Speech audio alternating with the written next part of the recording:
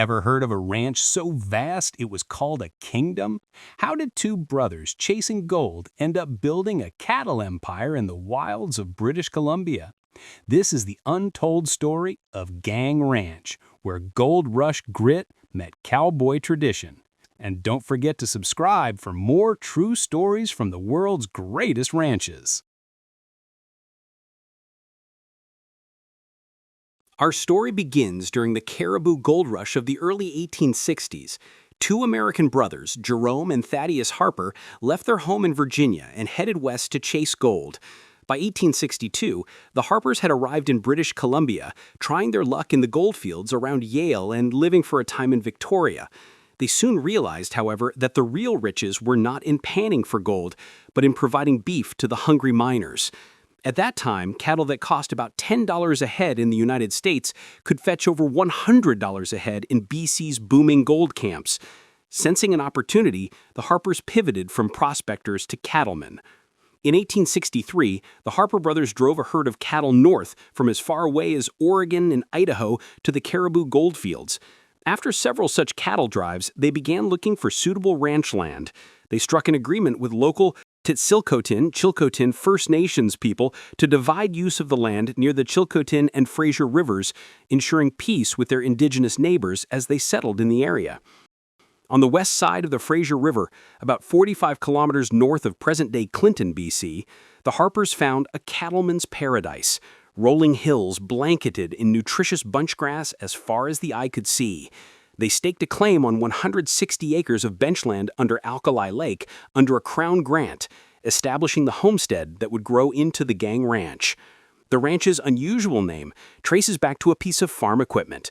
The Harpers used a large double-furrow plow called a gang plow to break the tough sod, reportedly the first time such a plow had been used in Canada. This labor-saving device made a strong impression. According to later accounts, the ranch got its name from that gang plow, a term also fitting for the sizable crew of men and horses needed to run such a huge outfit. By the late 1860s, the ranch's JH brand, formed from Jerome Harper's initials with the J and a sideways T linked to make an H, was registered with the colonial government and would become one of the best-known brands in the region.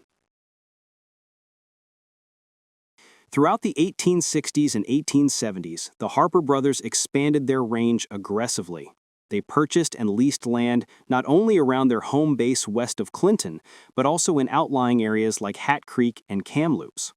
By 1883, the Harpers owned about 38,000 acres, 15,000 hectares, of deeded land, an enormous holding for the time. In addition, they secured grazing leases on vast tracts of Crown land. Thousands of cattle and horses grazed over this domain, making the Gang Ranch one of the world's largest ranching empires of the 19th century. Some later legends even claim the ranch controlled 4 million acres, though a more accurate figure for its peak grazing range is around 1 million acres, including Crown leases. The Harpers played a pivotal role in jump-starting BC's cattle industry. The gold rush beef trade proved so lucrative that it helped establish ranching as a cornerstone of the province's economy. Yet, even as their cattle business boomed, the Harpers learned that ranching on this raw frontier came with enormous challenges. The remote Chilcotin country dealt them harsh tests. Brutal winters periodically devastated the herds. In the winter of 1878, an exceptionally deep freeze and heavy snows caused thousands of cattle to perish on the range. Profits could vanish with the turn of the weather. They also faced wild price swings in the cattle market and the ever-present threat of cattle rustlers stealing stock in the vast backcountry. A local wag later noted that bad luck has dogged the remote Gang Ranch from the start, earning it a reputation for virtually destroying everyone who has owned it. For the Harpers, that prophecy proved tragically true in a personal sense as well. In 1867, the brothers founded a company called the Canadian Ranching Company to formalize their enterprise. But within a few years, fate struck both men in the form of horseback accidents. Jerome Harper, the elder brother and the shrewd financial mind of the pair, suffered a severe head injury when his horse bucked and kicked him in the head during a ride. He developed memory loss and signs of insanity from the trauma and had to leave the ranch. Jerome moved to San Francisco for medical care, but he never fully recovered. He died in 1874 as a result of his injury. His brother Thaddeus Harper carried on. But 10 years later, Thaddeus also met misfortune. In 1884, while riding in the remote backcountry, Thaddeus was thrown and stepped on by his horse. He lay unconscious for a full day before being found, and he suffered a fractured skull and broken jaw. Though Thaddeus survived, he was incapacitated for weeks and left deeply in debt from the expanding ranch operations and recent cattle losses. By the late 1880s, the writing was on the wall. Thaddeus Harper could no longer keep the business afloat financially. Cattle prices had fallen, debts piled up from years of expansion, and the sprawling ranch was cash-strapped. In 1891, Thaddeus made the difficult decision to sell the gang ranch. The era of the pioneer Harpers came to an end, closing a chapter of bold expansion tempered by cruel twists of fate. The Harper legacy, however, lived on, not only in the ranch's brand and lore, but also in the very name, Gang Ranch, which would continue to capture imaginations for generations. The new owner in 1891 was Thomas Galpin, an English businessman with an eye for opportunity. Galpin was a retired publisher from London, famous as a co-founder of the publishing house Cassell & Co., who was seeking ventures in the New World. He and some partners formed a British syndicate to take over the Harper holdings. Under Galpin's direction, the operation was soon restructured and by 1898 renamed the Western Canadian Ranching Company. Galpin set it up as a public company in London, hoping to attract ample British capital to develop the ranch. In fact, Galpin himself is credited with giving the spread its romantic new name, the Gang Ranch. The story goes that highlighting the use of that innovative gang plow on the ranch helped entice British investors by symbolizing progress and productivity. Throughout the late 1990s and early 1900s, the English era of the gang ranch saw significant investment in infrastructure and modernization. Galpin's sons-in-law and other relatives came to BC to manage the ranch on site. One of his key local managers, James Prentice, even married into Galpin's family and later became a prominent politician, which helped raise the WCRC's profile. The ranch headquarters grew into a small village of its own. Fences were built to partition pastures. Sawmills and workshops were established. Bridges over creeks were thrown up, and bunkhouses and cookhouses sprang up for the workers. They constructed roads and even built an irrigation dam around 1917 to irrigate the hay meadows, a major improvement that boosted feed production. With the help of local Chilcotin cowboys and ranch families, such as the Gaspard and Calalest families who settled in the area, the WCRC managed thousands of cattle across rugged terrain, grazing them in summer and feeding them through winters. Despite these advancements, running a ranch by remote control from London was challenging. The English shareholders were far away and hired ranch managers, while competent, had little personal stake in the profits. Over the decades, the gang ranch under the WCRC often struggled to be truly profitable. The operation was costly to maintain in such a wild, isolated region, and it was a constant effort to develop the business. The ranch did remain a going concern through World War I and into the 1920s. Indeed, by the 1920s, it was still one of the preeminent ranches in Canada, rivaled only by outfits like the Douglas Lake Ranch farther south. But a series of calamities in the following decade nearly broke the enterprise. The 1929 stock market crash and the Great Depression hit the cattle industry hard. Beef prices plummeted. One source notes, heifer prices dropped to just 4 cents a pound in that era. At the same time, severe droughts and dust storms of the dirty 30s compounded the difficulties. The once abundant British capital dried up, and the WCRC's accumulated debt became unsustainable. By the mid-1940s, after roughly half a century of English ownership, the gang ranch was once again put up for sale. The era had left its mark. English influences could even be seen in the big ranch house, which was furnished with imported British furniture and amenities, a little touch of England on the BC range. But now a new chapter was about to begin, one that would prove both colorful and chaotic. In June 1947, 2 Americans showed up with a handshake and a lot of cash to buy the gang ranch. They were Floyd Skelly Skelton and Wild Bill Studdert, and their deal was sealed on the strength of nothing more than that handshake and a verbal agreement. The price was reportedly $800,000, a huge sum in 1947, reflecting the ranch's value even in a run-down state.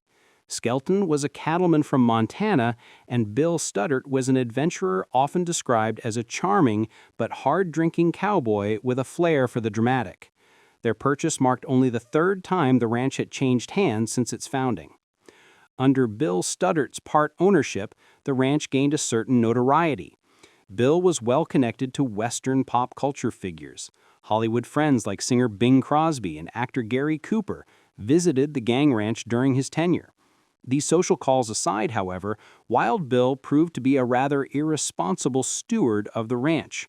Living up to his nickname, he earned local infamy for heavy drinking and neglectful management. Former ranch residents recall that ranch hands sometimes went unpaid and basic upkeep was ignored. Animal welfare issues soon arose. At one point, Studdert was even charged with cruelty to animals for starving and neglecting his cattle. He also dabbled in side hustles like operating an unlicensed hunting outfitting business on the property where guests illegally shot game such as moose out of season. Bill's antics included occasionally locking the only road into the vast backcountry, essentially sealing off the hinterlands of the ranch to everyone, including government officials. Not surprisingly, the authorities were frequently at odds with him, but enforcement in such a remote area was lax. Meanwhile, bills went unpaid.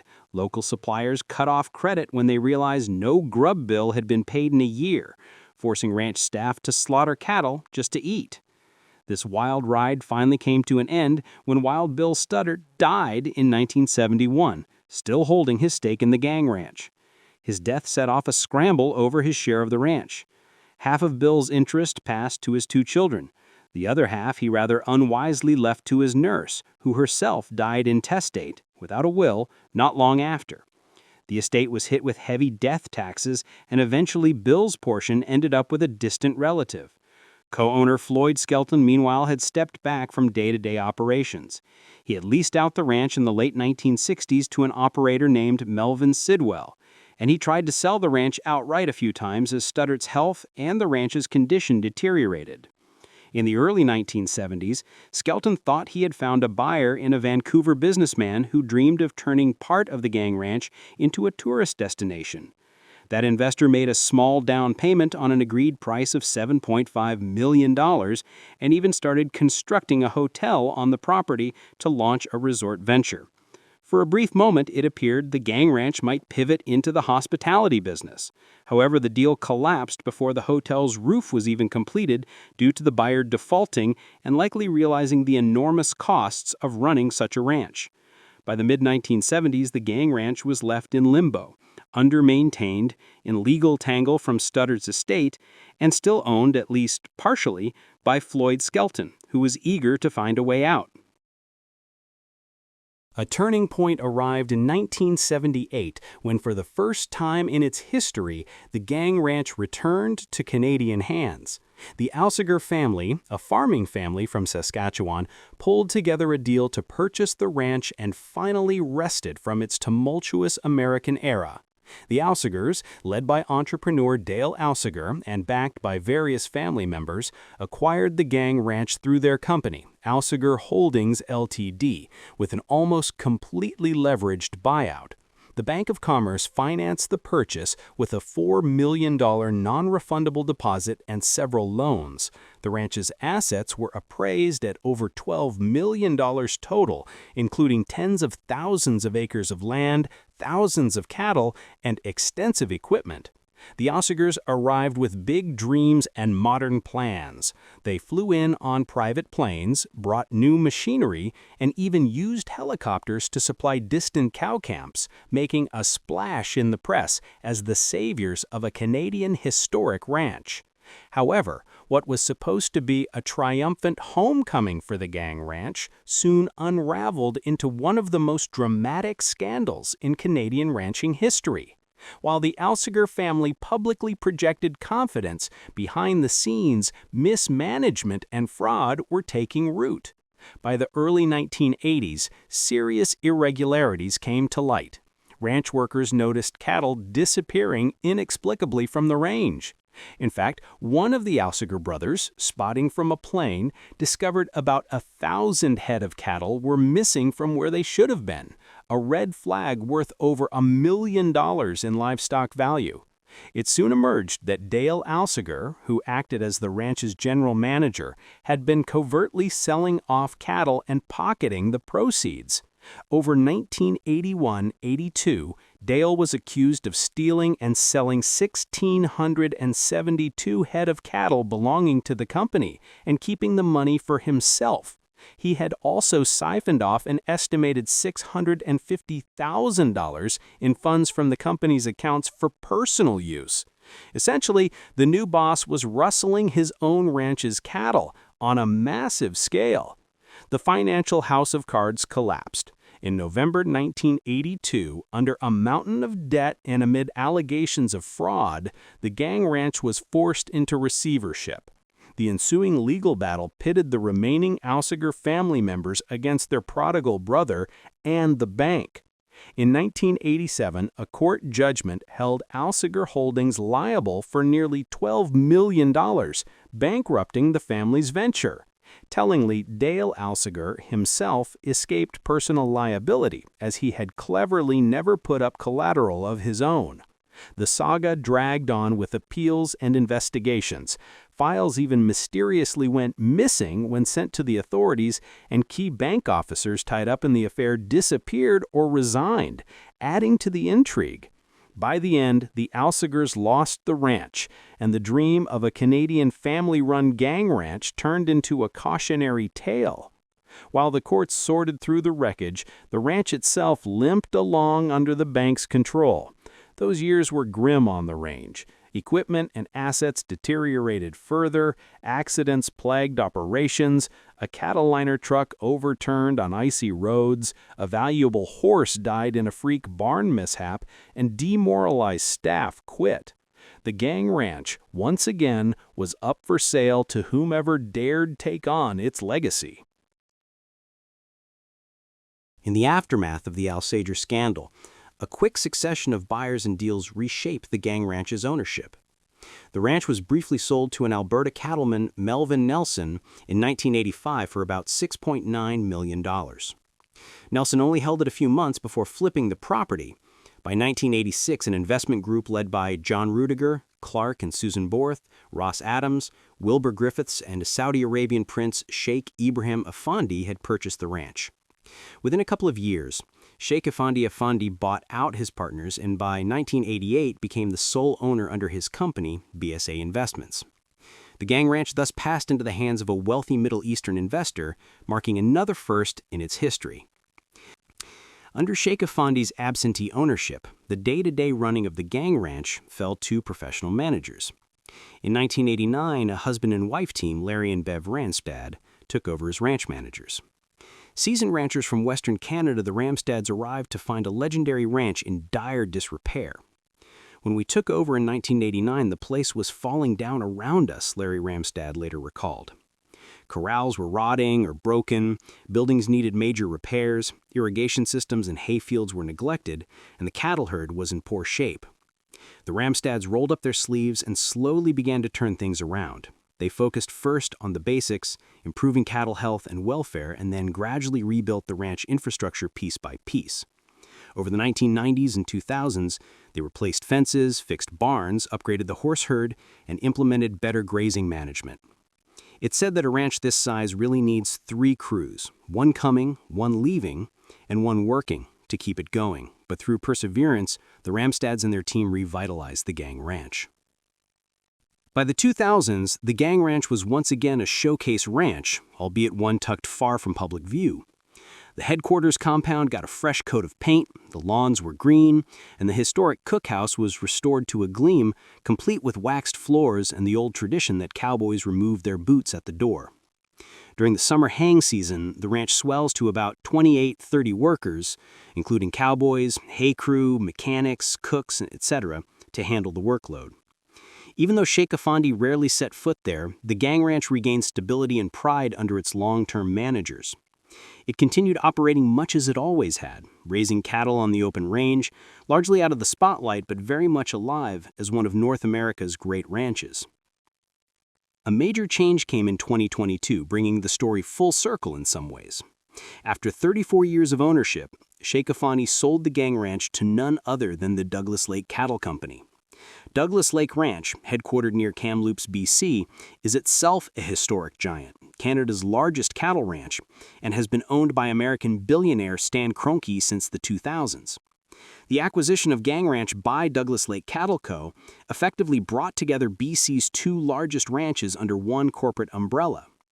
Douglas Lake Ranch had long held the #1 spot, and Gang Ranch, though reduced from its former expanse, was still commonly cited as #2 in Canada.